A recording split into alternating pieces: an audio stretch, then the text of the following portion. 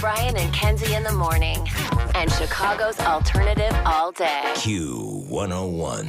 Kenzie's Krimes. Milwaukee police found body parts in a North Side apartment. Not because I was angry with them, not because I hated them, but because I wanted to keep them with me. Believe me, if I started murdering people, there'd be none of you left.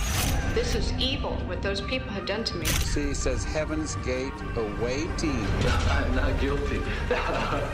Q101. It's Brian and Kenzie on Q101 and ending the editions of Kenzie's Krimes that are involved with spooky places around Chicagoland and Illinois. I know, so grand finale of a place that's now haunted because of a crime. I don't know if you guys know this. This is probably one of the oldest, arguably truly the oldest ghost stories there is in Illinois. Okay. It's based off a documented murder. Because of how old the story is, it may be one of the oldest Headless Horseman haunts. Okay. So I'm not sure if you've heard of Lakey Creek. Does that come across your mind? You've ever heard of Lakey Creek? Is it a lake or a creek? Got him. Yeah, right.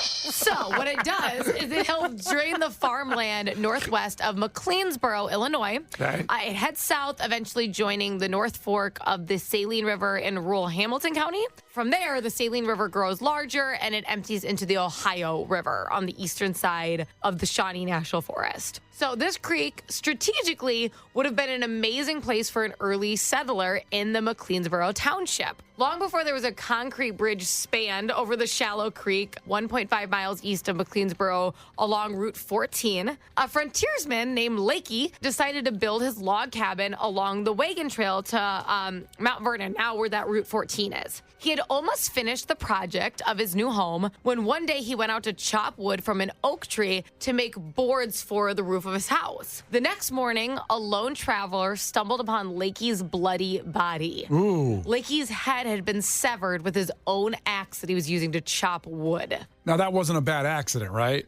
I don't think you can accidentally chop your head off. I'm trying to think if you're swinging an axe and it comes around and cuts your head off if you just miss the wood. That's very Cartoon Network. Yeah. I don't think so. But sometimes when you're fishing, right, like you get the lure caught in your head. Sure. I don't know if an axe is the same way. Now, when they found the body, it was laying there headless. They never found the head, and the axe that was used to murder Lakey was left stuck into the tree. Ugh, like with the blood on it. And the head was gone? And the head was gone, just his body. Who wants a head? I don't know. You're acting like you were offering it. Yeah. Who wants a head? Well, back then, there was a lot of trading going on. Yeah. And so I could see, like, hey, I got a head. What do you give me for that? A horse? Well, maybe he was making his point clear. Also, a head for a horse is a terrible trade. You take the horse any day of the week. I don't know. A head's pretty cool. I don't know. What are you going to do with the head? At least you can ride the horse. I can think of things to do with the head. Yes. My man. Ew. That's disturbing. Yikes. Okay, so I'm actually going to pause right there because forever they thought that they didn't know who the murderer is. And I actually think that a lot of people who heard this story think that the murderer was never found. But a historian went all the way back and figured out this old reported murder. Basically, they figured out who did it, and it's very spooky.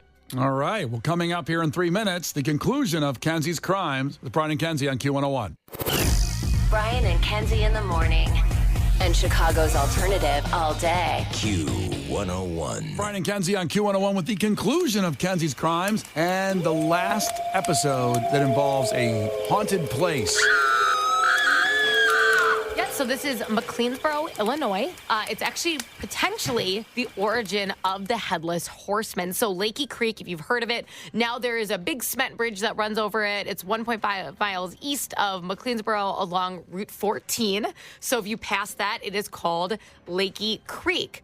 Now, a man named Lakey was actually beheaded with his own axe when he was chopping wood and found the next day his beheaded body. They couldn't find the head that was attached to it, but the axe was there.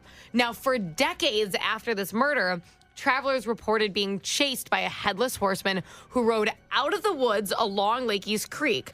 It was always a rider on a large black horse, and they joined the travelers approaching the stream from the east. It would always chase them downstream, and each time, just before reaching the center of the creek, the mist-like figure would disappear. Ooh. This was reported by so many separate individuals, okay? Like that they were like, I was just chased by this, stopped them in the exact same direction at the exact same place. Now, more recent sightings have also been reported. A local woman who lives in the McLeansboro area was passing over the bridge every single day on her way to and from work. One evening, when she was going over the bridge, she saw something kind of strange in the woods. So the woman decided to slow down to get a better look, and she almost crashed her car because she saw that what was staring back at her was a headless man on a large horse just staring at her in the woods. She then very fastly drove away. Many people do know of this legend, especially in the area. What they don't realize is that people think the murderer has never been found. That's what's part of this. However, Ralph Harrelson did extensive research and published an article in 1973 and realized, due to a misspelling of Lakey's name, that the old murder report had reported this way back when it happened. This man was murdered by his own son-in-law. Ooh. So Lakey Creek is spelled Lakey.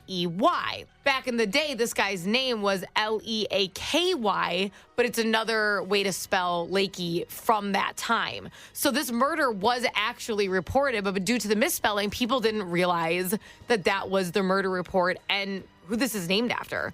So Lakey's name is now the name of that infamous creek. His name solidifies a dark memory and moment in history forever, and has been said to be one of Illinois' oldest and longest standing ghost stories. Kenzie's Crimes. Milwaukee police found body parts in a north side apartment. Not because I was angry with them, not because I hated them, but because I wanted to keep them with me. Believe me, if I started murdering people, there'd be none of you left. This is evil, what those people have done to me. See, says Heaven's Gate awaiting. I'm not guilty. Q101. And if you missed any part of Kenzie Crimes, remember that it's on our Q101 podcast link. It'll be on the page if you go down there later on when that's posted. Now, coming up after Gnarls Barkley in just 3 minutes, we will have the next clip for Jack White for a chance to get to the Metro to see Jack White tonight. The next music clip that you need to have. You need this. So 3 minutes away. Stay here. Brian and Kenzie in the morning. And Chicago's alternative all day. Q101.